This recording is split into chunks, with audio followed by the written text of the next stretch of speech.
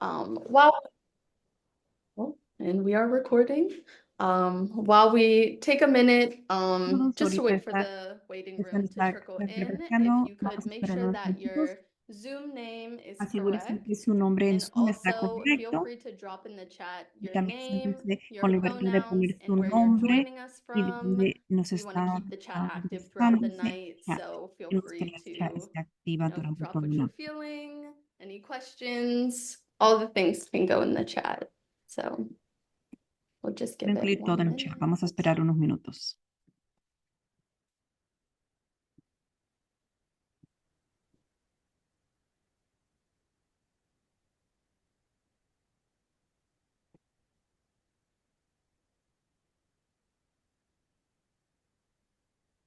But I don't want to wait too long. I know it's pretty late on a No Thursday, queremos and we esperar want to be mucho tiempo. mindful of Sé your que es muy time. tarde el So jueves y queremos ser I'll get started, and considerados con people su will trickle tiempo. Nos in. I know vamos a we're still empezar waiting y on a few después folks, otros but van a entrar. that's okay. They'll join us Pero está soon. bien.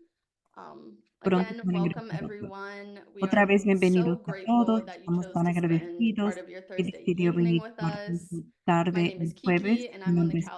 CalEquity team. Estoy en el And equipo de tonight we have the CalEquity. Y privilege esta of noche hosting tenemos el 5 privilegio de extraordinary tener panelists, 5 each one panelistas a leader in extraordinarios. their own Cada uno es un field, líder en and each su one propio committed campo y to cada uno championing and empowering quiere communities apoderar las across comunidades California. de California. Their work is making a real El difference, trabajo está so you'll haciendo have una gran an opportunity diferencia, to hear entonces more tienen la about that oportunidad de soon. escuchar más acerca de ello. So to go into a few community Para agreements entrar for algunos acuerdos tonight, comunitarios this is para a ahora, safe este es un space. espacio Each of seguro. you is welcome Cada here. We persona want está you bienvenida aquí, here, los queremos and we want aquí. everyone to feel that from each Que other tú se tonight. siente uno con el otro con esas We habilidades. will also be keeping everyone muted just También to be vamos a efficient with our mantener todos time silenciados tonight. para ser We're only eficientes en together nuestros for a short tiempos. Solo time, so we estamos want you to get the most juntos out of en it. corto plazo, But entonces please keep queremos the que chat agarren active, la mayoría. and we'll open up for Q&A Pero at the puede usar end. el chat So yes, use the chat for all activamente comments, y questions, al final de concerns, la sesión vamos a and hacer we will preguntas also y be ahí puede recording the poner su meeting so cuestión. you can reference it También la afterwards. vamos a grabar, así que la puede mirar And después. I know that for some of you, this Sé is que para your algunos first de ustedes es su introduction primera to the introducción California Equity Initiative. la So I'm iniciativa excited to tell CalEquity. you a Están little bit more emocionados de about us and the decirle un work that we poquito más de do. nuestra organización y lo que We are a hacemos. 501c3 Somos whose un main focus is to 501c3 provide cuyo public enfoque principal education. es brindar And the educación mission of the California pública. Equity Initiative is to La misma de uplift la and iniciativa amplify de California es movements and elevar y ampliar grassroots los efforts movimientos y that esfuerzos de inform base and que informen y educate, educan, intentionally cerrando closing the wealth gap, intencionalmente la brecha increasing de personal riqueza, equity and aumentando la generational equidad wealth personal y while la promoting riqueza the well-being of generacional Black mientras people. promover el bienestar de los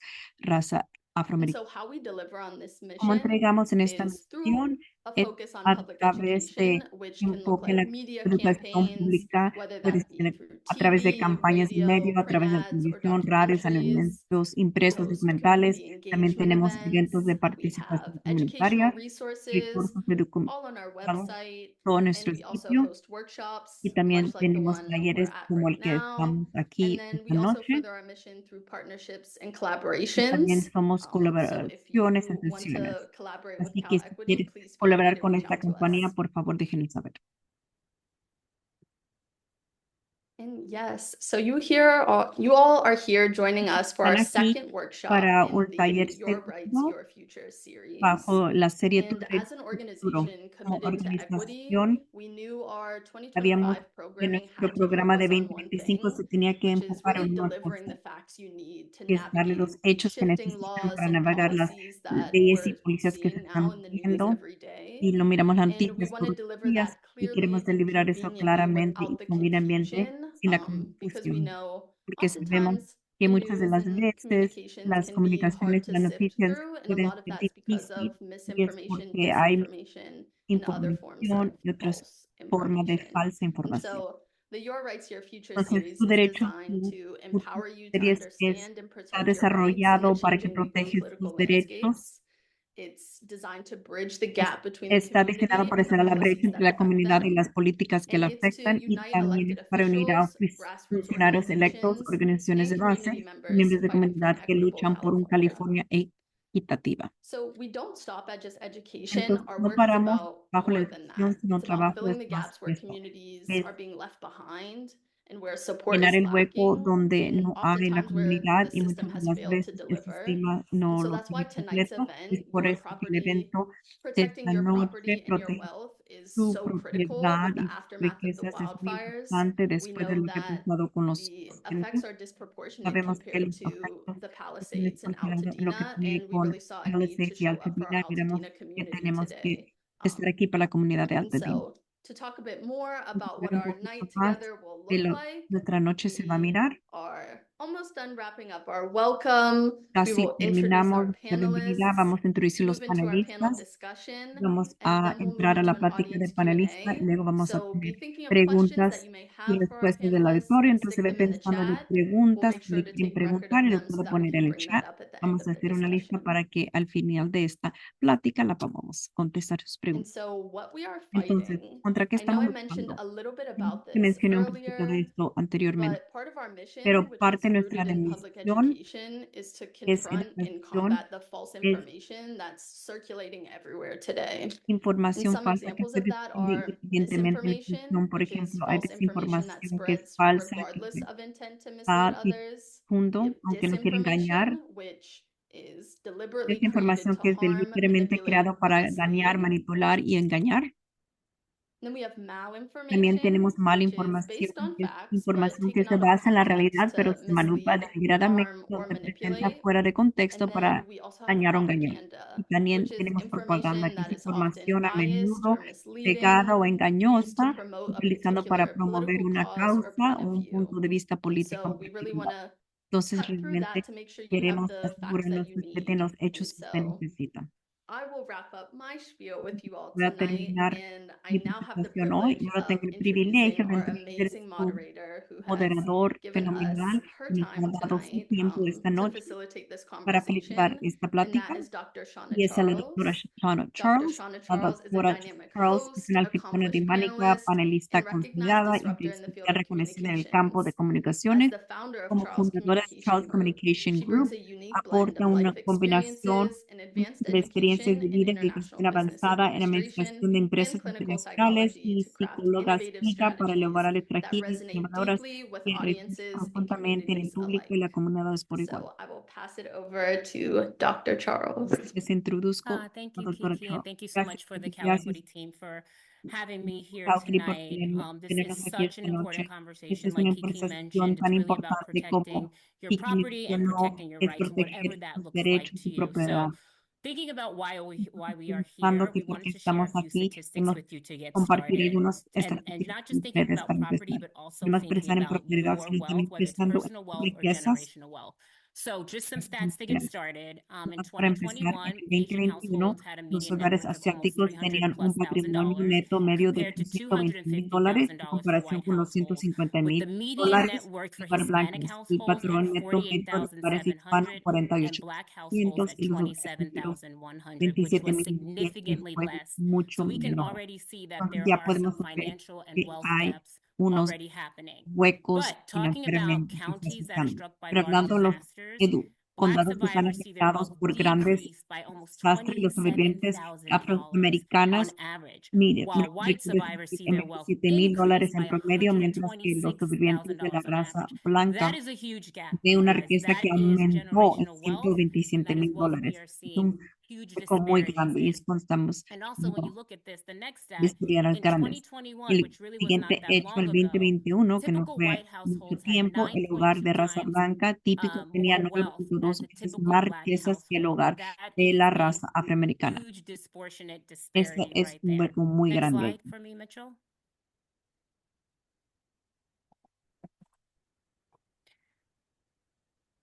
So when we're thinking about a path to Entonces, cuando personal and estamos pensando un generational wealth, camino we para una wanted to make riqueza sure, like generacional, Kiki queremos said, there's just asegurarnos, so como much dice Kiki, que hay information. And, tanta información. a natural disaster did hit Y un California, it hit desastre Altadena, it hit natural sí Pasadena, quedó en and it hit Altadena, Malibu. Pasadena y quedó en And, Malibu. we're Los out there in the incendios. community, we're talking to Estamos en la people. These people comunidad, are just estamos talking about hablando how de they're estas being rushed personas and de Brad, cómo están Stephen, no offense, but they're being rushed by lawyers, they're being Asegu- rushed by los están builders, apresurando and por you know, los people are nervous and contratistas, por people are los abogados, scared y to las make personas choices. están They don't want to lose their nerviosos, insurance money. están They're struggling with peligrosos, no how quieren they're going perder to su dinero de potentially pay. So aseguranza, people are really, están really in crisis mode and batallando con survival mode. la idea de So cómo we van a wanted to pagar make todo sure we esto, brought están en together a el panel tipo de today that crisis, you could entonces have access traer to, that estos you could ask your panelistas que usted questions, tiene that you could get your acceso y puede hacer questions sus answered. preguntas So we y no have with us respuestas. Stephen, who Tenemos a is the Stephen founder King, of que King's es Justice el Law. fundador de King's We Justice also were Law. supposed to have with us También Tony íbamos a Jonas, tener who is Tony the owner Jonas, of que es el Jonas propietario Insurance de Services. Jonas He Insurance is a Services. licensed insurance Tiene broker, licencia an insurance de agent. asegura y un Also, agente de Brandon seguros. Lamar, who is the También president of Brandon the Lamar, que es el Pasadena presidente de NAACP, Pasadena and Bradley NAACP. Gage, who is also Bradley the Gates, civil rights, que es his wife is a abogado de civil rights derechos attorney. civiles. Stephen and Brad have paired up Stephen y together Brad to work se han in the juntado y Altadena, están Pasadena trabajando juntos space. para el They espacio de know that Altadena. space. They have done Ellos work in that conocen esa space. área They de have trabajo actually ahí done firework in y that también space. ha So hecho they're not new trabajo de lawyers to this fuego ahí. industry Entonces or no to son this abogados space. nuevos And de then we also have with us industria o Catherine espacio. Peoples, También who is the tenemos a founder Catherine of Peoples, que es House. la She fundadora de is a House. female Es, Black-owned construction company. es She una has compañía de also been working construcción in de the mujeres Pasadena de la space. raza So afroamericana. welcome our También panelists. We're so trabaja en happy el to área have de you here Pasadena. today. Entonces, So bienvenido a we're nuestros going to jump right espectadores. in Nosotros because we contentos know de people have tenerlos a aquí. lot of questions. Vamos a So empezar porque sabemos que muchas Brad personas and tienen muchas Stephen, I'm just going to preguntas. start with Ahora sí, you vamos a guys. empezar con Could ustedes. you talk to us a little bit about Es what un are the key poquito de rights that cuáles son los homeowners derechos and renters claves in que los California have, propietarios tienen and when should y they inquilinos seek tienen legal assistance y during the cuándo recovery deben process? procurar asistencia legal. Well, they have a number of rights. Ellos First, tienen muchos if you derechos. have insurance, you Primero, si have the tiene right seguro, tiene el to derecho seek money from your de insurance, procurar and dinero de also su that comes in a number of formats. y You viene de have diferentes maneras. money at least 24 months Tiene and por lo perhaps menos 36 months 24, quizás hasta for 36 meses additional living expenses under a fire para insurance gastos policy to help you de to vivir rebuild, and during y le the time ayuda when you're para out of your poder home, hacer su to casa provide nuevamente you y with también le va a housing promover con and living vivienda expenses. y para You los also gastos have the right diarios. to get También tiene el certain derecho payments de tener within ciertos short time pagos en frames, un corto some in plazo. 15 days and some in 30 Algunos son days. en 15 días y otros son Then en you have the right 30 to bring días. a También lawsuit tiene el derecho and de go tener after una those demanda de ver individuals después de esos that appear to individuos be the que wrongdoers. parecen In que this lo case, causaron. the allegations are En nuestro against caso, Southern las California pretensiones están Edison, bajo la and we compañía are Edison de representing Southern several people California y in that nosotros regard. estamos representando a varias personas All right, Stephen, is there anything you wanted to add para to eso. that? Well, ¿Sí quiere agregar you know, algo? we understand the uncertainty and distress Entendemos that's caused in situations like this. And it is, you know, very important to follow up with your insurance companies and FEMA and all of these different options that you have. A lot of people say, well, where does the lawsuit come in? Well, the lawsuit comes in when maybe you didn't have enough equity in your home, or you're upside down on your insurance, or maybe you weren't insured at all. That's where the lawsuit can actually help. And the lawsuit also helps with the stress and the anxiety and the changes in your life. So what we've been telling people is the lawsuit is here. Take care of yourself, take care of your family, document everything, because later on, there's a way that we can help you recover for those changes as well. Those changes are recoverable, those human changes. But for right now, you just got to get through it. Get your family members where they need. And if you have any questions along the way, seek appropriate advice, like most people are doing here. All right, that's good. Thank you so much. Catherine, we're going to move to you. So many survivors of natural disasters are vulnerable to predatory practices by developers and other service providers. Can you talk us through what steps homeowners can take to avoid being exploited during this process?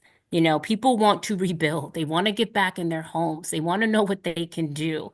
And again, I was in Altadena not too long ago, meeting with some people, and I mean, people were tacking up on the poles, electricians and you know, builder. I mean, I saw so many construction trucks. Like, people are out. So how do we pick you? How do people pick you and know that they're going to get what they're buying? Definitely. And a great question, especially at this time. So I would like to first and foremost say that people need to, first of all, come to and regroup and just kind of settle. A lot of people need to not make hasty decisions quickly.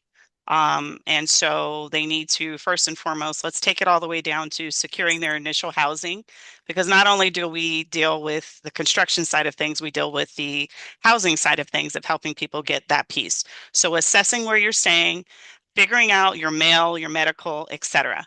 And then in turn, starting the process for rebuilding. So you're going to say to yourself, well, how do I select the contractor? Do I choose the person who just etched their sign up on the wall, or do I go with someone who the neighbors are going with? You really need to first and foremost look at your insurance policy and really understand and digest that information initially. I will say if some of you are uninsured, you need to understand to what level you're uninsured. You can't have an intelligent conversation with a builder until you know what you're working with a budget. And then from there, you can start to figure out, do I have plan sets? Where do I get the plans for my design for my build? Do I need an architect, or does possibly the city have a repository for my plans? Those are some things that you can start to put together and think about through the process. I would also suggest that you visit some of the centers that have just been curated. Many of you may or may not be aware of the disaster resource centers. That is also a good start because you're getting information directly from the source, the planning and building department, the zoning department. It's not as connected to anyone wanting you to sign a contract. And you say, well, Catherine, you're giving away your business.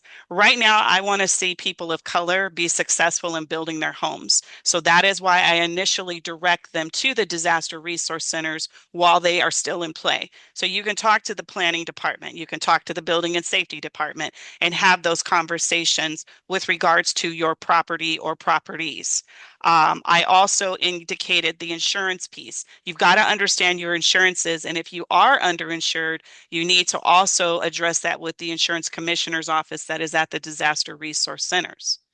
Um, it's a tale of two different cities, and I'm trying not to be, so speak more than everyone else, but having been at the disaster resource centers from day one and seeing a tale of two different cities when it came to the services that were being remedied for those that were impacted in the Palisades versus those that were at Pasadena.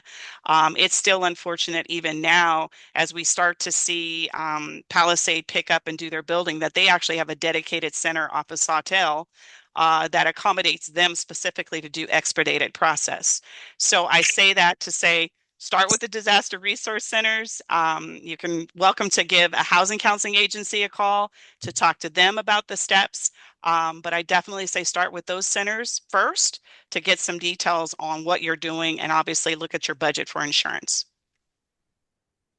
Thank you, Catherine. Actually, that was really, really good. Because the point of these conversations is to really provide like resources that people can go to and get help. And I see that Stephen also dropped in on his website, eatonfirelawyers.net, where you can also get resources. That's another thing, guys. I'm on the ground. I was in another meeting where I heard someone say, and it was a great meeting, and this person stood up and said, listen, I'm not going to romance this situation. Yes, there are resources out there, but people are having a really hard time accessing these resources. Not only that, I have elderly people in my community and they're not computer savvy. They don't know how to get to these resources and they just don't know what to do. So I'm really happy that we're here and we're providing these resources. And I just ask the people who are joining us, if you do have those neighbors, please send them to these resources. You're here, I'm a big believer of trust your gut with the resources that are here. They're sharing information, they're sharing, they're also sharing their time. We also are going to be dropping some resources in the chat. Please stay diligent in the chat and look for what we are also sharing, just to try to navigate this and make this a little bit easier for everyone that is involved. Okay, Brad and Stephen. In California, many residents may be underinsured and not insured. What legal options do they have when they find out their insurance coverage isn't enough to cover their property losses? Because we're hearing this, I know that the insurance commissioner went back 90 days and they told some of the insurance companies they need to reinstate insurance. Can you guys talk to us a little bit about what that looks like? Can people sue their insurance company? Like, how do you navigate that? I guess I'll start. I was wondering who's going to go first. So as far as handling insurance, you want to get your policies. And if you have an attorney that understands insurance, they can help to get the best coverage that you have. And the additional item is there's a lawsuit. The lawsuit helps everybody who's been a victim of these fires because we have pretty strong evidence to show that it was caused by a spark on a transformer in Eaton Canyon. And so what a lawsuit does is helps bridge the gap for the money between insurance and what you need to build. And it also covers items that are not covered by insurance, your emotional distress, the aggravation, when your personal property that's not covered, things of that sort. So you can do that. But I also want to touch on what Catherine has said, and that is, having a lawsuit available to you is helpful because it can help to rebuild Altadena, Pasadena, and to protect the community with its diversity, which is important to Steve and to I, because we are civil rights lawyers as well as fire lawyers, and we've been in this community a long time. We know a lot of people that live in this area, and what is a concern is that there are predators out there trying to purchase individuals' homes on what is literally a fire sale, and it's going to change the complexion of the community. And we're here to try to stop that from happening and to try to retain the generational wealth that we have seen in Altadena and Pasadena for so long, and to protect the history where the community started in Altadena because there were housing restrictions elsewhere. And so we're sensitive to that, and we want to help folks in the area to get everything that they're entitled to in order to seek justice and to protect them.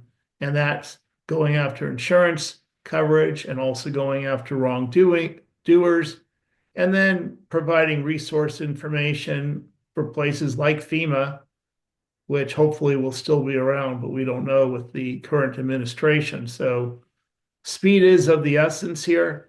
Speed is of the essence on lawsuits. The first group of lawsuits is already getting formulated. And then those people that are in the first group are going to have priority over how things get resolved probably versus later filing. So there's not a deadline as far as statutes, but there is certainly a benefit in being timely and early. And then you find folks that you trust, folks that have been in the community, I think can help everyone. Well, that's great. I know that you and Stephen have been in the community, and like you said, you are a civil rights lawyer, but you do have fire background. Stephen, I'm sorry. I think you were gonna unmute and say something. Oh, yeah. Am I unmuted? No. Go ahead. Oh, I saw your little pin. I'm sorry. Go ahead. Speak up. Yeah, I think, sorry about that. Sure. To have a cause of action against your insurance company, you would have to show they acted in bad faith, because they have to operate in good faith and fair dealings with everyone. Now, as civil rights lawyers, we always look at it and say, well, what if certain areas are treated disproportionately by the insurance company? Well, that's something that we want to look into.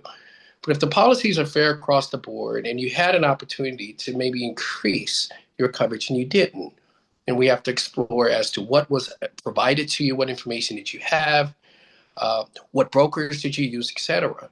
So we're always looking at maybe certain communities that were disproportionately affected. And that brings up the issue where some people in Altadena, they owned their homes outright, so they didn't have insurance or they were underinsured. So of course, we're going to look at the coverage that's there and get you all the coverage that's there for now to get you on your feet. Of course, we'll be evaluating whether or not the harms are disproportionate.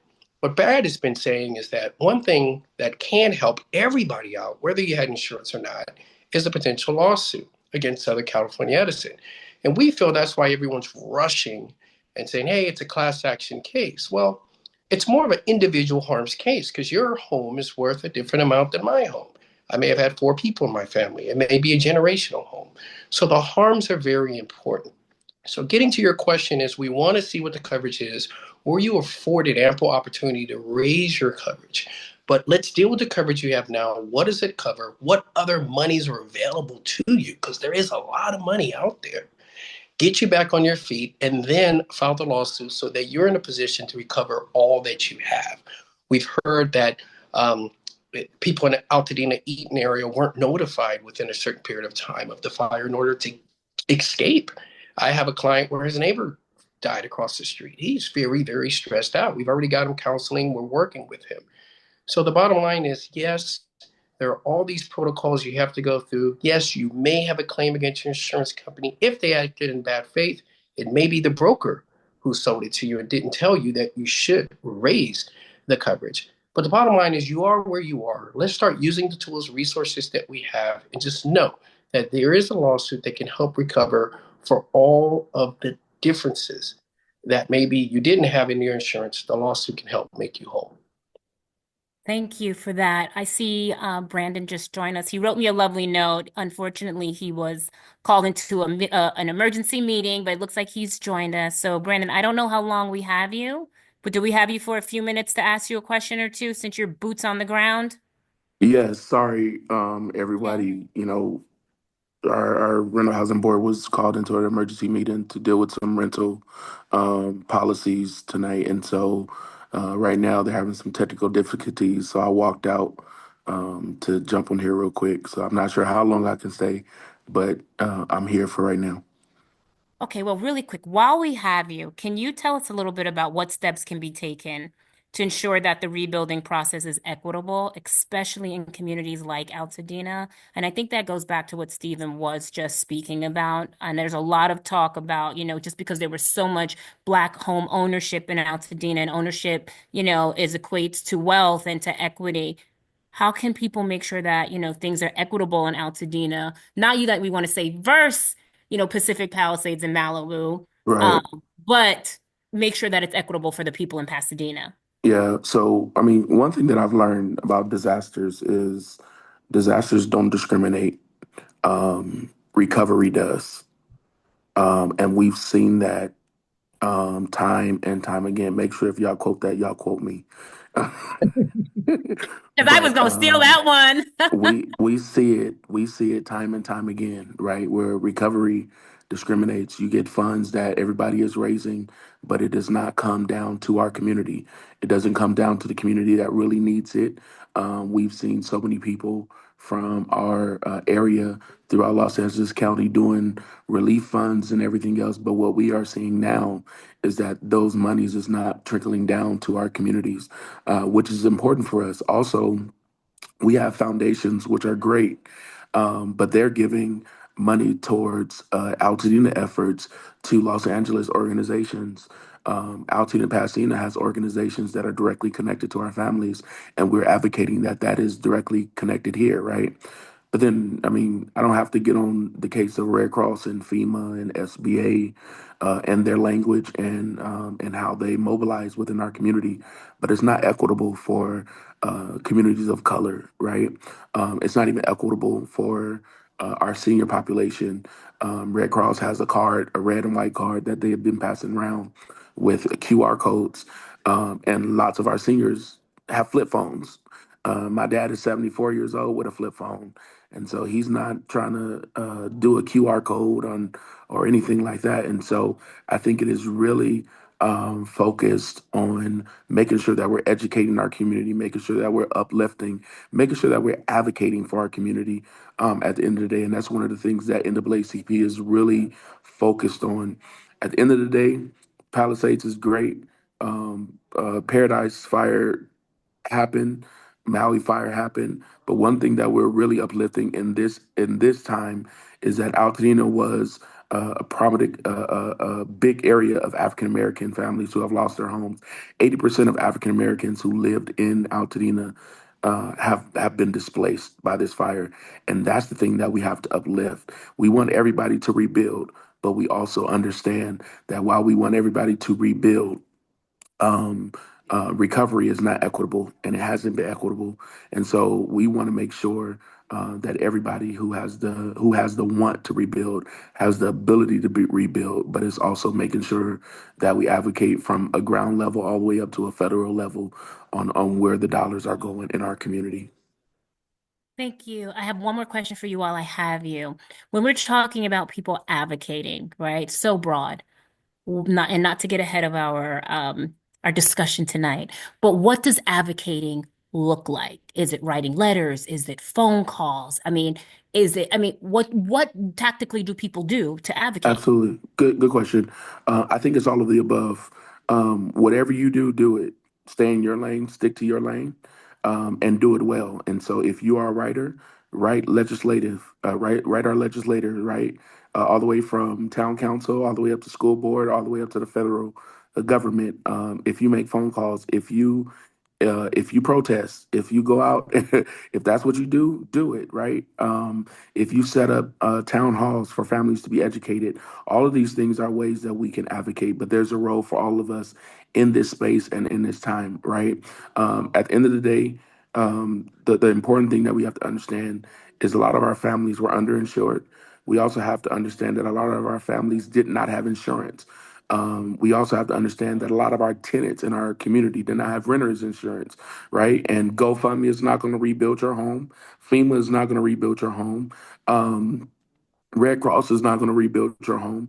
And those are the things that we have to understand, which is why, I don't point fingers at any law firm because I'm independent. I'm not a lawyer, but at this point, we know that they're needed, right? If people are going to have hope to rebuild their home, it's going to be through lawsuits, and we understand that now, and we're getting it. And so, however people advocate. We need you to advocate, whether it is talking to your local officials, whether it is hosting community meetings, whether it is hosting educational meetings, whether it is getting your senior neighbors who you know is not tech however you say it, savvy. Thank you so much. Getting them into your living room and helping them with their application. All of those ways are how we advocate. Other ways that we advocate is really getting to know some of these contractors and plumbers and lawyers and insurance adjusters and all these people that are coming to our community that we've never seen before. I'm born and raised in Altadena. And a lot of the meetings that I've been sitting in of contractors and lawyers and insurance brokers and all these people that I've been talking to, I've never seen them a day in my life. Even the people that we've been connected to haven't seen them, right? And so I think it's important. The truth of the matter is that there's enough work for everybody in this, but we want to flush out those who are really here for our community and those who are here for a check. Um, it's going to be lucrative, and we understand that. We're not. It's not going over our head, but we also want to make sure that the best interest of our community is really at the forefront of who is serving our community, and that goes for everybody, right? And so that is really how we're advocating. That's how the community should advocate. We have family members and we have friends and community members who contractors and so many other people are putting yard signs in their yard without even talking to them, without even communicating with them. They're going to see their destructive land, and people are walking up to them as they're looking at their property from the fire and not having any compassion for them and just looking for a contract. These are the things that we have to stop, but these are the things that we also have to make sure that we start to advocate on a legislative body, right? And I'll say one last thing when it comes to advocacy. Advocacy is not just the things that I just said, but it's also advocating for policy change. Looking at a lot of our family members who, even throughout the generations, they did not pass the deed down. Those are policy changes that we have to have. Mortgages that people are going to be paying if we don't change policy as soon as possible. People are going to be paying mortgages and rent at the same time. this policy things that we have to change, right? And so it's not just a fight with our mouths, it's not just a fight with our hands, it's not just advocating in one particular way, but it is a both and fight that we have to do. And policy plays a big thing. And so we do have some bills that have already gone to the floor with Senator Sasha Renee Perez that we have co-authored. And we also have some bills with John Harbedian, Assembly Member John Harbedian, that we have co-authored for our communities and to make sure that we're advocating on every single level possible. Thank you. Thank you. Thank you. Thank you for that. So just a couple of things. If you look in the chat, we did drop a link how you can find your elected official. Like Brandon said, you can go from your state down even to your federal. You know, you got to speak up. You got to speak up. You got to speak up. I think another thing is why it's so important for CalEquity to have these events is to introduce people. I mean, like I know Brad and Stephen have been in the space and maybe people haven't seen them, but you can come on here and you can hear from them. You can, you can trust your gut. You can ask questions. You can ask Catherine, as Catherine is a builder who has been building in LA and building in Altadena ADUs, but now she has extended her services to build. And then, you get to meet Brandon, who is the NAACP, who people really look up to and trust. So it's a way to kind of just filter people out by having these conversations and being in front of them, because before you came on, I said I was in Altadena today and people are like knocking up signs. I mean, I had never seen so many contractors. And I think you're right. It's going to be lucrative. I think people are nervous, and these spaces create opportunity for them to come and have their questions answered and maybe even have some one-offs later, which is, I think, really, really important. So again, to this panel, thank you for your time for that, for doing this, because people want that face-to-face time. Catherine, thinking about the wealth gap and thinking about what Brandon just said, can you talk about how House supports communities like Altadena during recovery? Like what are the Definitely. things that you guys, what are the things that you guys do? Hold on, before you start, because some of the concerns I heard from not just homeowners, I think there's a lot of emphasis on homeowners and not so much on businesses, and businesses also need to rebuild as well as homeowners, but their permit issues, their grandfathered permit issues that people are thinking about, they are bringing their places back up to code, right? They had older homes and older buildings. So how does House facilitate and help these people, whether they're business owners or homeowners, rebuild? Definitely. First and foremost, we don't go into any situation looking for a handout. And that scares a lot of people because they're immediately like, you're in the construction business. You're not immediately trying to make quick money. Nope, that's not what we're about. We started our construction company because we had the opportunity to award 3,000 families throughout the state of California ADU grant funds. So we've administered a lot of money out to the communities. We've had 50 families within the Altadena area that actually lost their ADUs that we helped fund and build, as well as their homes. So that kind of gives you a little background on our expertise in this arena. When it comes to people looking to rebuild, they definitely need to talk to someone. And I cannot stress that enough.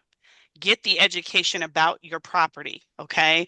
We do have a lot of seniors in Altadena area. I grew up in Altadena, Pasadena. I know many of them, okay? You say, well, how do we get them out? I mean, the young man spoke about people having flip phones and not having a QR code.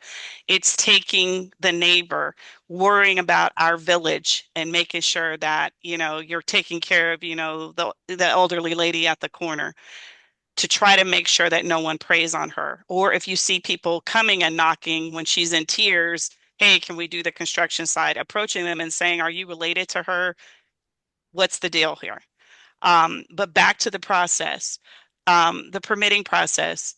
You first have to see what you're working with budget-wise. And again, a lot of people don't have any funding for that. So you want to reach out to Stephen and Brad to see about exercising some of the additional funding. But I will say that you will look at your project because you ultimately want to put your home back together. Many cities have archived plan sets. If not, there's organizations like HPP Cares, which is part of House, that is helping people curate those plans for free, helping you go into the archives and look for your plan sets, and then getting you with a designer who can in turn replicate those plans so that in turn you can rebuild exactly what you had. We will also have a conversation with you on expanding on what you had, building it back better. If there is an avenue for you to have an ADU or additional housing added, we will have that conversation with you. Um, our organization is helping you curate the funding to make these projects happen. So for the families that I alluded to that lost their ADUs as well as their homes, we've already talked to CalHAFA, who was the federal funder for that program, to give them another $40,000 grant to help them rebuild those ADUs. So with Housed, you're not just getting a construction company, you're getting a construction company that's connected to a housing counseling agency that in turn is curating a full package, being able to assess and take time with our elderly households, really looking at what they want to achieve, explaining to them that no, don't just tap out and take a $300,000 payout when you ultimately can rebuild and use the resources that are here, because there is a plethora of resources down to the SBA, down to FEMA, making sure that they put in their applications to have the debris removed for free. That is what Housed brings. We help and walk through their permits. We then, in turn, once the permits are prepared, we take them step by step through the phases of building and rebuilding the property. So that's what the services that the organization brings, twofold. We counsel them, getting them financially savvy and educating them through the process, because at the end of the day, how many of the households know about construction? Don't even know what a permit is, don't even know that they need a permit. Right. We explain that and take it down to a granulated level in multiple languages if need be, to ensure that they can um, carefully digest the information. We educate. And you say, well, what if you don't get the deal and they go with another contractor? At least we had the way to provide them the education that they needed, taking it down to a very minuscule level and then bringing them up so that they understand. We dropped a guidebook that our partner organization curated that talks about how or things that you need to ask for or address in your checklist when you're going with the insurance company, when you're talking to your mortgage company, when you're looking to do the rebuild process. The other piece is whoever you do ultimately work with, make sure you vet them. Make sure they have the appropriate licensure, make sure they have the appropriate bonding, and make sure they are a vetted entity once you do sign on the dotted line or before you do so, to ensure that you don't get taken advantage of. Thank you. I have a couple of questions for Brad and Stephen, but I know that I might be on limited time with Brandon. So I have a couple questions for you, Brandon. Two things. One, what are people doing in the meantime? Like their houses, their houses are gone. They're trying to sort this out. I know people, I heard people living in Inland Empire, they're living with their families. Can you talk to us? Are there any resources to help people in the meantime while they're trying to figure all this out? And funding for, like, that's the main thing, like funding. People probably just weren't all financially ready for something this big. Can you share what happens in the meantime?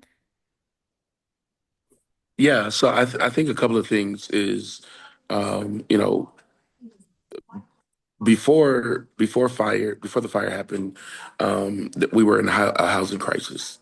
Period. I mean, if you live in California, you're going to be in a housing crisis. It's just expensive, right? And now after the fire, you have over 20,000 people who are displaced as of this moment right now, and so you have even more of a housing crisis within our community. And so I think, I've talked to people all the way in San Diego. I've talked to two people that are in Atlanta right now. I talked to a few people that are in Dallas, Texas. But people are spread out so thin and so far and so wide. And so that's the current situation that we are in right now. As Catherine alluded, Army Corps of Engineers, we've been meeting with their general every single week to make sure that our communities are actually opting in to get the removal off their land. And so those things are important for us to make sure our community is aware. Also, we've been making sure that our community is aware of all the deadlines happening for all these free funds. Whether you don't know if you qualify or not, apply. And I think that's what is important for our community to know as well. Housing is an issue, y'all. Rental properties are issues. We have people who, hold on one second, let me close this door.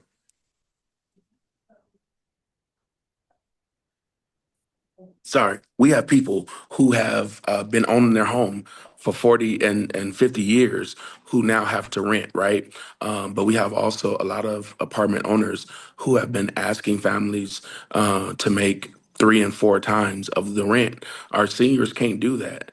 And so it's an issue, even within that standpoint of seniors who are on fixed incomes or family members who are tenants, who have been tenants, and they've been at their place for a while now, and now they have to come up with 3 and 4 times the rent that they need to prove, right? And so those are the things that we have to attend with, right? We also have to look at folks who have been living in their homes 30, 40 years that are now having to look for properties, right? You had 7 people in one house. 7 people in one house cannot fit in a 1 bedroom apartment or a 2 bedroom apartment, right? And so there's things that we are fighting against, right? Greenlight Housing Foundation, what is the organization that we're partnered with? They are directly helping families to get into long-term temporary housing. They are also helping families to qualify for those housing.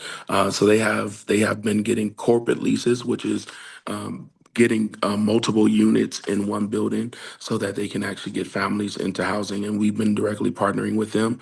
We've been giving grants to families directly through my organization to pay for their first and last and their security deposit. We've also been paying for extended stays for hotels and Airbnbs. And I understand that everybody's talking about insurance, FEMA, Red Cross, all these things, but also all those things are taking time, and not all of our community members have been getting those resources.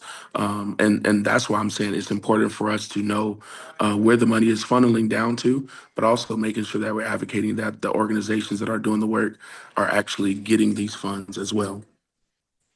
Yeah, that's great. I actually know a fund that wants to work really only with organizations in Pasadena. So I think people are picking up on that and they want to make sure that the dollars that they are giving are going to the community that's actually in need. Stephen and Brad. Can you talk about, so we're talking about rebuilding. Can you share with us what are some legal considerations when rebuilding on this land? Like are there any? Or and Catherine, maybe you can also help. Like, do you just clear it off and rebuild? Or if you're in a lawsuit, do you have to wait for something? Do you take pictures? Like what do you do in this process of wanting to rebuild? And legally, are there any implications or things that you need to wait for before you start clearing off this land in the process? I'm sorry, y'all. My meeting is getting ready to start, so I do have to head out. Thank you, guys. Thank Appreciate you. you guys for the opportunity. Much love. Bye-bye. Well, you want to start, Steve, since I've monopolized being first before? You're muted. So I guess I go because I'm not muted. Anyway, you want to look at a number of things. First and foremost, when you're clearing your land, you have to keep in mind that there are all kinds of toxic chemicals that can be in the soil and on the land that if you don't properly clear it off, you can expose your family to carcinogens and other health risks. So, and you've got places, I won't mention their names, but I've been contacted by folks where they're bringing in people under the guise of being experienced cleaners, and all the experience they had before is they've cleaned homes for a number of years. So they're cleaning up, making the place look good, but they're not protecting people's rights. And actually, some of the insurance companies, we've been told, are trying to get people to clean their homes really well for folks that haven't totally lost the house. And what that does is it destroys evidence. So you have to be careful. You need to document what's going on. You need to have an industrial hygienist or other experts that can check for the chemical concentrations. Are there airborne, it's called airborne pathogens, but in simple language, is there a lot of junk out there that's going to make you get sick or your family get sick a year or two from now?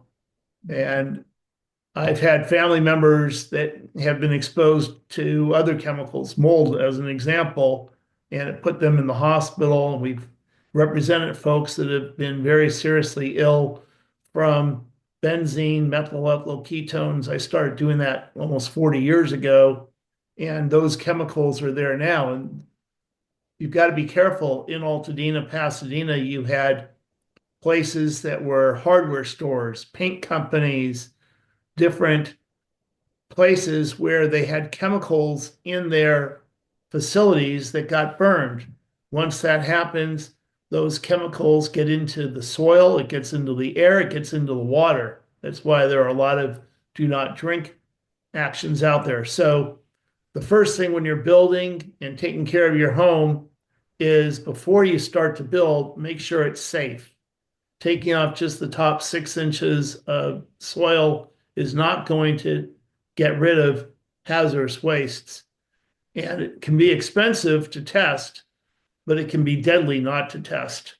And when it comes to spending money, which you may not even really be able to afford, versus protecting the health of your family, I think we all will agree we have to protect our families. And we don't want to have places come in, which some insurance companies we're told are doing, just doing superficial cleaning, destroying some of the evidence of problems so that you don't have rights anymore. And that's why it's good to have a team of people that are sensitive to the community. And, when you're looking at lawyers, because that's what we are, one of the benefits, Steve and I, is we have been in this community. We've been doing legal work in this community for 20 years. I've handled police shooting cases. I'm handling cases for a number of African-American officers at Pasadena PD right now for discrimination. So we're not some firm that's come in from out of town or even out of the area, more locally, who will be here for the fires and gone afterwards. We're a group of lawyers that have been invested in the community. I've known Brandon since he's become the president, and a lot of the other civil rights folks that are here. And we're going to be there afterwards because we like to see Altadena, Pasadena reborn with the same folks that were there before the fires, rather than having them taken advantage of. And unfortunately, there's a lot of that going on. Yeah, there is. And that's why we asked Catherine about kind of the predatory services. I just want to say, Stephen dropped something. I see your finger. I'm going to let you. I'll let you read what you put in the chat and say what you want to say. Go Okay. ahead. Put in the chat, but Brad is right. We've been here for a long time. We're committed to helping Altadena rebuild. One thing that kind of caught me by surprise was FEMA didn't have a requirement that the soil get retested, because essentially, once you are able to rebuild, guess what's going to happen? There's going to have to be some environmental tests and tests done on the soil before you can rebuild. So where is this money going to come from? Brad is right. The lawsuit has been filed, and there have been several committees that the courts have put together, a spoliation, because we're worried about destruction of evidence and things of that nature. But at the end of the day, guess what? Before you rebuild, that soil will need to be tested. We're concerned with that because people are just getting enough money to rebuild. Maybe they don't rebuild in Altadena. Then they come back. Somebody has one of these signs on their property, say, hey, we'll give you $100,000 for your land. And they're not thinking nothing of it. They're like, well, I'm going to rebuild somewhere else. Then maybe I'll sell my land. Well, guess what? The community's not going to look the way that it looks now if we allow this to happen. So if we think ahead and we start preserving our communities, and we can look at it from the front end and from the back end, because we have generational homes. We have homes where maybe you intended your grandchildren to live in this home, et cetera. So to go to your question is that, yes, the soil will need to be tested. That's why we have also partnered up with some environmental law firms that are going to assist with this. Right now, it needs to be tested. If it doesn't come from FEMA, which it doesn't look like it's going to, the state doesn't pay it, it's going to come out of the resident's pocket, meaning the lawyers pay for it, and then we have to ask for it to be given back out of your pocket. So these are very alarming things that can be happening in the legal community as well. So as we're doing this, I'm glad that you invited lawyers. Nobody wants to have to use a lawyer, but here we want it because some things are disproportionate on its impact. Some things are disproportionate in its effect. And we already had the president of the NAACP saying recovery is disproportionate. And that's what happens when we allow other people to come and determine the outcome of our communities. Right. Go ahead, Catherine. I just want to ask a question because we do have quite a few families that I've told, they were lucky. Their home, survived. It wasn't impacted. And it's the only one in a very large radius. So what would you suggest for those people? What are the steps? Because I've told them don't touch anything Right. until we get you as connected with the right group of folks. What do you suggest for people listening on this call right now that happen to be that fortunate person who has a home and the insurance company is giving them a check for $16,000 and telling them good luck? Yeah. I heard you say evidence. So what do people need to do to record that evidence? Because they don't have, most folks don't have a big budget for all of this. They're paying rent and mortgage. So can you tell us what would be the steps? Brad, maybe you could touch on that. How do they preserve the evidence so that they bring a lawsuit? Well, the first thing is you photograph and you film. That's simple, that's easy, and it's free. The next thing is you can get testing done of the soil. You can get testing done of the environment. It's not that expensive in the scheme of things. There's places that do these airborne tests for a few $1,000s. I've worked with them on other cases. It just depends on the extent of problems and the size of the home. And it also depends on what you want to test for. As an example, I started off doing environmental cases with soil problems, water problems for almost 40 years ago. And what we found was my clients had a little piece of land where people were illegally dumping. That's how I learned about methyl ethyl ketones and all these big sounding names. Well, we wanted them to clean up the soil, and that was a couple of $1 million that we got for them. The problem was it got into the Santa Fe water drinking system. So from a lot about the size of a person's home, maybe two homes, we are looking at something that might exceed $900 million. And like we decided we weren't going to test for that because it was more than the clients could ever receive. And even the companies that were responsible, they were going to go bankrupt before they were going to pay it. So in that case, they disclosed the problems, sold the property, and moved. But that was a vacant land. In the case here, it's different, but you do need to be aware of what's in the soil. And we already know the drinking water has benzene problems. There's 3 main water companies in Pasadena. 2 of them have done water sample testing.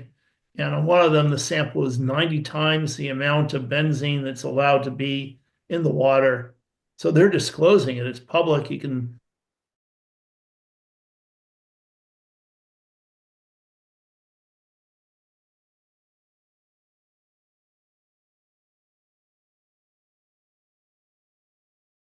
as you've got the companies and the state are already looking at ways to try to fix it. But you also have to look at the air and the soil where your home is. So you get experts. We know some folks that do it. And, if you have the right group, then you can form a group of people. Like with Catherine, we want to work with her. We want to build up a team. We've got some folks that are able to give loans to people. Mm-hmm. It's really a last resort because those loans cost them a lot at the end, although they are non-recourse, meaning if you don't recover on a case, you don't pay it back. But for someone who goes to FEMA and doesn't get enough, and the Red Cross often only gives $1,000, if you don't have insurance, Right. you need something. And so that's another way of gathering the funds to take care of folks. And, selling your property is also a last resort, because what they're going to pay you for is far less than what your property is worth. And then what are you going to do with that money? You're going to be paying rent instead of having a home where maybe you, for generations, have not had to pay a mortgage. So you go from pre-rent to expensive rent. California is going up, and even $300,000 or $400,000 is going to disappear in a few years. And then what happens? Well, I So, mean, oh, I'm sorry. Go ahead, Brad. go ahead. I'm sorry. I was gonna say, I think one thing is we have to be realistic. Some people are gonna sell. They're just in a position that that is what they have to do, and that is why it's important for these events like we're having, so that they can be strategic. They may still even need a lawyer to sell. You know, they're gonna need a realtor. Our insurance agent just got on and broker. Tony, I don't know if you can hear us. Can you Yes, hear I us, can hear. Tony? Yes, can All you hear right. me? Yes, thank you. Tony's a little late. He let me know, but you know, Tony is a insurance broker. So, Tony, quick question for you. With everything we're talking about, because I mean, I have to be honest, guys, this sounds really expensive. Soil testing, house building, it sounds extremely time consuming, and people are in a crisis and they're looking for answers and they're looking for fast things. So with that, Tony, how should people engage with their insurance company? You know, I mean, I have to be honest. Something happened where I took a look at my insurance policy, but if it wasn't for that, I wouldn't have looked at my insurance policy for quite a while. So for the people who are digging out their insurance policies, how do they have these conversations, one, with their insurance agents? And we heard Stephen say earlier that even potentially some brokers could be liable. Is that correct, Stephen? I don't want to put words in your mouth. Yes, I Um, did. okay, so how do people have these conversations? And when do you know? Well, Stephen, I guess this is the question is for you. How do you know when you need to now talk to your insurance broker about being liable versus you just not really having an insurance policy that covers um, you know, what you need. So that's two questions. Tony, first, how does someone engage with their insurance company? Well, I think everyone should really find out what the replacement cost of the property is, not the land. The land doesn't burn, but the rebuilding cost. That's the number one first thing. What the cost per square foot for your home? Let's say your home is 2,000 square feet. What is the average cost to rebuild that home? Second, uh, even though the cost may be $200 or $300 if it's a regular home versus a custom home, you need to know with that what are the ordinance of law. That means if it burns down to the ground, does it cost to remove or change the floor mats, the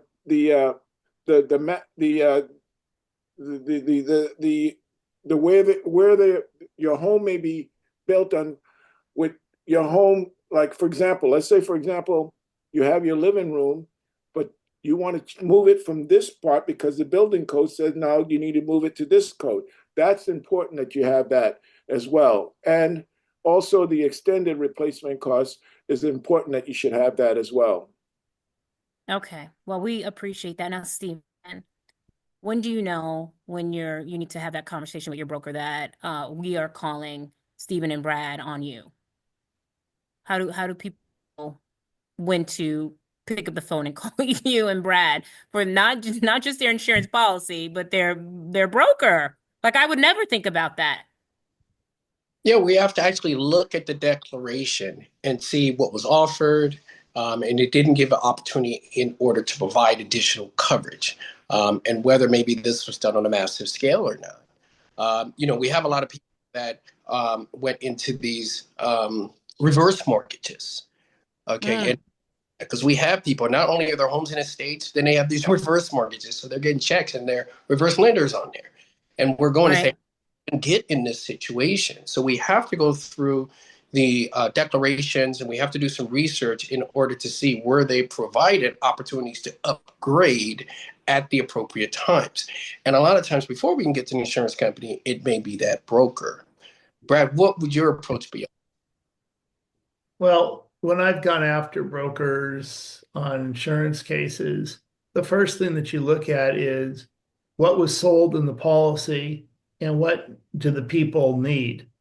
So if a broker is aware of the customer's needs, let's say they have a 4,000 square foot home worth a couple $1 million, and the broker knows that and says, well, you can get insurance for $1 million, which is going to really only cover a 2,000 square foot home. Those cases are difficult, but it depends on looking at communications, correspondence, Okay. and what happens to see if you're underinsured. And then you also look at the insurance company. There are a number of items that you look at. There's specific time limits when insurance has to pay certain items to you. Some are 15 days, some are 30 days, and some are longer. But if the insurance company does not pay within the time frame, that's a violation of statutes and laws. And that could be an indication of insurance bad faith. Also, if there's a delay. So really the short answer is if you're having problems with your insurance company, speak to an attorney that knows the area so they can look at the different factors, because every case is different Mm-hmm. and you need to look at it. And sometimes when you're looking at insurance policies, where a comma is makes a difference on coverage. It Oh, can be wow. that minimal. So Wow. it, Right. it's really problematic for Sometimes maybe they're auto-renewing old policies and they're not really given realistic thought to rebuilding and policies. Mhm. So, we really have to take a look at it and study it. Mm-hmm. Wow. Okay. Tony, could they engage you to so someone like me, right? Haven't looked at my insurance policy. Could we call a Tony to help us understand it and then call you? Is there like an order in which this should be Well, done? usually Or all the insurance carriers, they have to make sure that your home is adequately protected based on the replacement cost. That's a given. They can't insure less than 90%. Before you can go 80%, but no longer. You have to insure it at least at 90%, and you have to have, now replacement costs. A lot of people may not have replacement costs. Now, you don't want to go to the California Fair Plan because there's actual cash value. They're not replacement costs. Usually you have to have a DIC, which is, a distribution of coverages that you have to sort of overlap it with another carrier. But the main thing is that you have to have a replacement costs and ordinance of law, because ordinance of law covers the cost of bringing your home up to the current building codes during the rebuilding of your home if something should go happen. Like many older homes need electrical, plumbing, or even structural upgrades after a fire.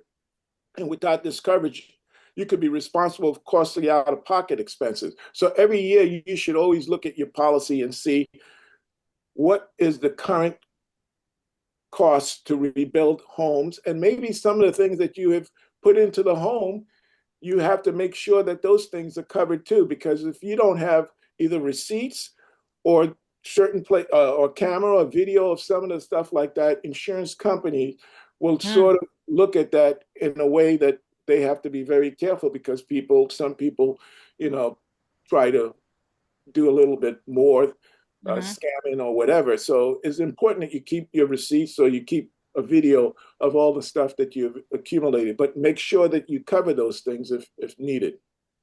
Thank you, Tony. So for people who, or if you're in an insurance policy now, I say do all the things that Tony is talking about. For the people who have experienced the fires, if you don't have all of those things, make sure you understand your insurance policy, whether you have to talk to a Tony to help you understand that, and then get you a Stephen and a Brad if you need to, carry a suit and move forward to help you pay for Catherine. There we go. That's the order.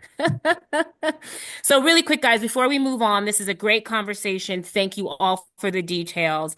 I'm going to ask each one of you, what is your best piece of advice for someone who is looking to protect their property and their wealth? And I'll start with you, Catherine.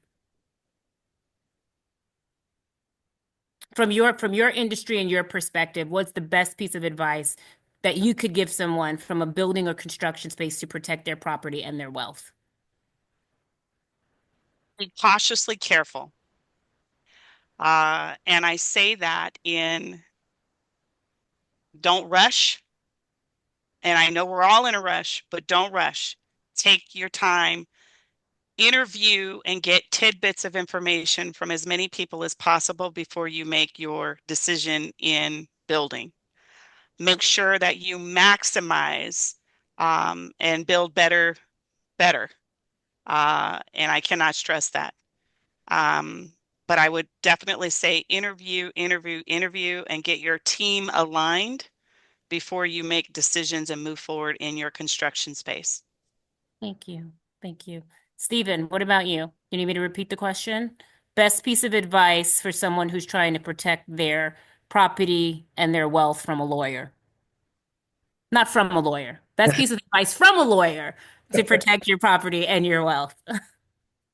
Yeah, I mean, I think the best piece of advice, really, and it may sound odd coming from a lawyer, but is to hire a lawyer, especially in the case against the Southern California Edison, because we'll be able to review all of your insurance documents and find out what is right, what is wrong, where are the gaps, where are you being shortchanged, and where you can recover. So all of these questions, as far as getting you to resources, getting you the mental health, the counseling, getting you access to the resources, and answering some of your questions, and then directing you to the proper people. And I really think, at least in the Eaton matter, because we really believe there's strong responsibility in the hands of Edison, that we want to be able to make sure that our community is taken care of on the back end. So I'd hate for this whole thing to be over with and we say, well, we didn't have a voice here. We didn't have a voice here, legally speaking. And so I think get a lawyer who can help you rebuild and take care of your emotional and financial needs. Thank you. Tony, for someone who's already locked into their policy, right? I know the things that they should do, and we all should do for our homes. I'm gonna run home and get a video camera and start taking pictures. But for someone who's locked into their policy, what is your best piece of advice for them right now as they're trying to figure out how to navigate the fires from an insurance perspective? Well, I would definitely, these are the three things or four things that I would do. Make sure that your home you have replacement costs on your home. Sometimes policies are issued without replacement costs. But Tony, can you add replacement costs after the fact? These people are already experienced. You can. Yes, those are optional coverages. Another optional coverages is backup of water. For example, any coverage that mold and backup of water, meaning backup of water, it backs up, from the commode or whatever. Those things are very important. And then the other one is ordinance of law, which we went over that. And of course, if you want to keep the costs down, insurance companies want to pay big claims. They don't want to pay little claims. So some people want to have a low deductible. So let's say a $500 deductible and put in a claim for $1,000.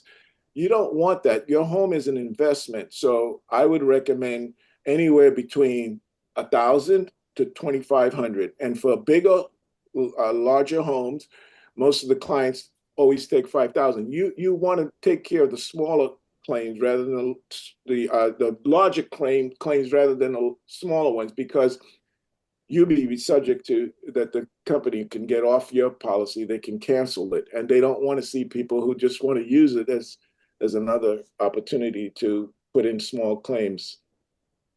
Thank you. And Brad, same for you. Best advice, best piece of advice. Well, when it comes to looking at lawyers, I think you want to consider who's been in the community and how many people are they representing. That's a good point. Steve and I are limiting the number of people that we represent considerably. It will be somewhere in the range of 100 to 200. And the reason for that is we want to be able to provide individualized attention to our clients and to deal with their specific needs. If you have a lawyer who's from out of town with thousands of clients, it's impossible for them to know all their clients. It's impossible for them to handle those cases, and they probably are having someone else do it for them. So that's, I think, an important thing. Having a lawyer that is well-versed in a variety of areas can help as well. Now I've been doing mass tort types of cases for 35 years, and I've been doing civil rights cases for longer than that, and handling cases in Pasadena, Altadena. So, when Steve and I got together, and we've worked together on other cases in the past, but we felt that we had a lot of opportunities to help the community. We have a diverse group in our law firms, Mhm. so we reflect the community that way. We've been in the community. Mhm. A lot of the civil rights people and other folks in the community know who we are. We've represented individuals in the community, and a lot of our clients lost their homes. So we know that. Steve didn't tell you, but when he was 10, his home was burned down in Liberia as part of a coup there. And oh, I was in the process when our home, we had to evacuate in the fires as well. I was in the process of doing exactly what Tony said, trying to film room by room when the Right. sheriff's deputies pounded saying, leave now or die, basically. And they Mm. broke our door to warn us. And I couldn't get a car started in time, just had to leave it. And Mhm. fortunately, although about 20 homes in our community burned, ours survived. But and having, I think, people that can represent you, that understand the dynamics of the emotional distress Right. that this Right. goes through and can help you sort of navigate the whole group is important. And then having track records. We've been around a long time and had a lot of success. So Right. I guess that's my best advice. Thank you. Well, you know my question, Brad. I always ask it, and you too, Stephen. How much does this cost? What is the cost to hire? I mean, to hire a lawyer. I mean, we got land soil costs, we got house building costs, we can't get no money. How do I afford you? Well, fortunately, we work on what's known as a contingency fee, which means we don't charge any money unless we're successful for our services. So we take care of doing legal work. It can last several years. It's not something that's going to happen, the next 6 months or a year. There's just too much going on. So you have to be able to handle cases for a long time and do it. And then there are litigation costs that are also Mhm. covered, at least predominantly. So that's important. Some of the costs that you have to endure for your own home. Right. And Covered. a lot of part of these are human losses as well. People don't realize, convenience to not being able to cook in your kitchen. I mean, they just think about the people eating out now. It's a lot more than cooking in your kitchen, let alone when you visualize your room and there's a family heirloom or Brad was saying, I've never seen a picture of me that I remember growing up because it was burnt in a fire. So all those things have value. All those things we can document. All those things we can substantiate in a lawsuit. So we're going for those to recover those harms. And we can't bring you right back as if it didn't happen. But those are the human losses that are included. So it is on a contingency, and it's not your insurance money. It's not the money you already have that you already have owed to you. We don't touch that. We just make sure you get it. But to the extent that you're upside down or there's a shortcoming, there's a way that we can recover that. And we can recover for your emotional harm and losses and pain and just the anxiety of thinking if you're going to make it down the street or losing a family member or a loved one. Those are serious, serious harms. Well, thank you to this great panel. You guys were awesome. We are almost at time. We've got 7 minutes for me to wrap this whole thing up. This was a really fruitful conversation. You guys did exactly, what the CalEquity team was looking for, and that's to provide like practical tips and resources for people. We do have some questions. I will get to those. But before we do that, I did want to talk quickly about, unfortunately, they couldn't be here today. And I only know about them because I used one myself, and that is the role of a public adjuster.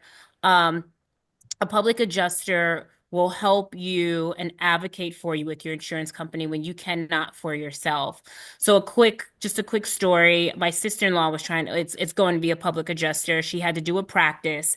She goes over my house insurance for me, which I bought inside of my, when I was buying my house, it's all wrapped up. And she and her trainer looks it over and they're like, you are not sufficiently covered.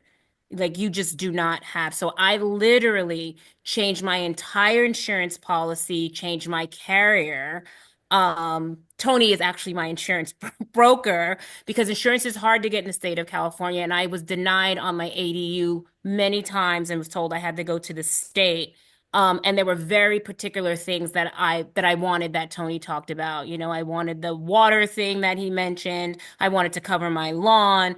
And so I learned all of that from a public adjuster who sat with me for an hour and some change for free, guys, free, and went over my policy with me. So I just want to uplift them. Unfortunately, they cannot solicit right now in the state of California because of the state right now has some type of I don't know, Mitchell, next slide so I can tell them exactly what it is. But right now the state has they just can't solicit business after a disaster right now, right? Because they basically are like your watchdogs and they go to the insurance company for you and they advocate for you. I believe they don't take a portion of the money that you would already get. It's whatever they win for you. So they will sit with you for free. We will drop a link if you're interested. We will get back to you and recommend who we can. And I know that they're also going to be working with Brad and Steven also to help people who need, you know, public adjusters to go after whatever that differential money is. And sometimes they get a significant amount of money because they know what to look for. So we'll drop the jot form, fill it out. When they are allowed to quote unquote solicit, then we will send you some information about who they are and feel free. And this is free to you. This is no cost to you up front again for them to look over your policy. And then, of course, you know, your elected officials, like Brandon said, make sure you reach out to them, guys. Use them like you voted for them. Use them to help you change policy. Use them to be the voice where you can't be the voice. Remember that they answer to you and they work for you. But if you don't make them do that, they're not going to do that. So that is something you have in your back pocket. Always power in numbers. So if you can get a group together to write or reach out or request meetings with them, and you can do that on their websites. Again, we did drop a link to elected officials up at the top if you scroll up, or maybe somebody can drop it in the chat for you now. Please make sure you leverage them and you use them. Next, I'm going to do a couple of questions. We have a question from, I'm sorry, I'm probably going to butcher your name, but Janaya. And are there any out-of-pocket costs to rebuild for those with insurance? Catherine, this is probably for you. If so, what's an estimated amount of costs associated with rebuilding? And how long does the process typically take to rebuild? Well, the process to rebuild, obviously, the mayor and the county supervisor have indicated that they are going to have some expediting processes with regards to the rebuild. So there won't be delays with the permitting process, inspections, things of that nature. I'm going to hold them to it. And I'm going to advocate to make sure that they actually do meet those commitments. But average LA County city, it can vary. ADUs, it would take a year, 18 months in some areas. LA County's gotten a little better. But I definitely want to stress the fact that, again, the mayor and the governor, as well as the county supervisor, have indicated that if we in the construction arena are having challenges, to direct our issues there. So I don't expect it to be too crazy, but definitely anticipate a year to, 16, 18 months. With regards to rebuild pocket cost, out of pocket cost, there might be, like we indicated earlier, or Brad and Stephen indicated earlier, there needs to be some soil testing. Some of those things would need to be paid out of pocket and then potentially reimbursed through your insurance. And I'm sure Mr. Tony can speak to that, but some of those expenses may not be reimbursed. So it all depends on how you're going to put your strategy together. I definitely recommend we do the soil testing and you make sure you get your evidence so that you can pursue Southern California Edison. With regards to permit cost, they will vary. I've heard that there are some conversations of things being waived or costs being reduced and or reimbursed if you did or do have insurances. So permits, ADUs can be quite expensive if you're building an ADU. So I would say a couple thousand the dollars, depending on what's going on out there. I can't give you just a blanket number because not everybody's situation is a blanket. Someone may just want to rebuild their single family home and not do an additional unit. But you're more than happy to contact our office so that we can curate a strategy and figure out where we can get those out-of-pocket costs covered by grants or funds that are out there that you may not be aware of. I just have to uplift Catherine with the grant thing. She's not just saying that, she helps people get grants. I can tell you that. Okay. Really quickly, just for the essence of time, Stephen and Brad, if your house burned down, can everybody sue? I mean, if your house burned down, can you most likely sue? Like, should you just call a lawyer? Like, do you automatically kind of have a case if your house is burnt down? If the case wins, is that kind of the, like, okay, I should really contact a lawyer because my house burned down? Right? Okay. The short answer is yes. While there are differences, pretty much if you had your house burned down completely, or even if you've had damage partially or personal injuries, including smoke inhalation, you can sue. There are going to be probably thousands of people suing Southern California Edison. There's already about 100 or so, maybe even a couple hundred. So Right. it's tough to be a lawyer and tell people sue because everybody says, oh yeah, well, he's a lawyer, what do you expect? But the reality is we are in this to help people. And when you're a civil rights lawyer, especially, it's kind of a calling. It's not the most lucrative field, but it is one that helps to protect the community, and something that we've been involved in for a long time. But Steve probably has more. Well, yes, it's called inverse condemnation. So anytime you have damage to a private property uh, based on a public works or something that benefits the public, you can bring the lawsuit as long as you can show that the harm is substantially caused by either the inherent risk of running the power lines or maybe failing to maintain. We believe that there were notifications that the fire is going to happen. We think the Edison fire lines caused the fire. And one thing I think to answer your question is, sure, sometimes you do something to benefit the public, but then some people suffer. They still have a corollary obligation to attend to those risks to make people whole. So for the Eaton fire, because we believe Southern California Edison is responsible, theory of inverse condemnation says that if you have these lines you're supposed to maintain and they malfunction, and we can show you were either negligent or you failed to properly maintain them, they caused the fire, a lawsuit can be brought against you. So if you're in Eaton, in the zone of danger for what occurred in Pasadena, we believe everyone there, as long as you have property damage, you're in the zone of danger, you lost your house, or even you have physical complications, you can bring a lawsuit and you can recover. Thank you. Thank you so much for that. All right, Kiki, I am going to turn it back to you again, to the panelists. Thank you.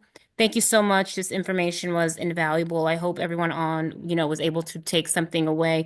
Again, you guys in the chat, there's a lot going on in the chat. I see some information and resources being dropped in the chat. Our JOT form is also in the chat. We can connect you with Brad, Stephen. And Tony. Tony is a great resource for insurance, and Catherine, of course, for building.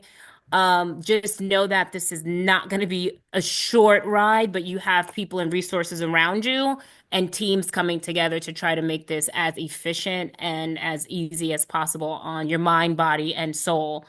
So with that, I'm going to turn it back over to you, Kiki, to close us out.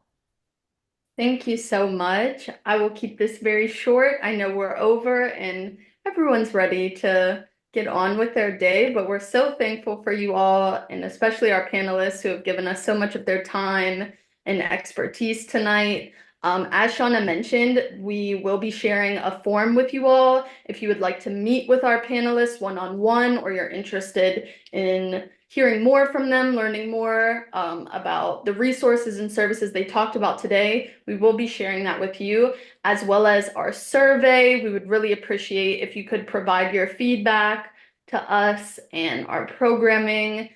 We do have a QR code that you can scan for that. I know Brandon mentioned that QR codes are not accessible for everyone, and for those of you with the flip phone, we will be sharing the link via email. We'll drop it in the chat as well, so we can all get that survey, as well as the scheduling form. We And have the, oh, I'm sorry, is the QR code on the, do we have the QR code, Mitchell? yes. It's in the chat.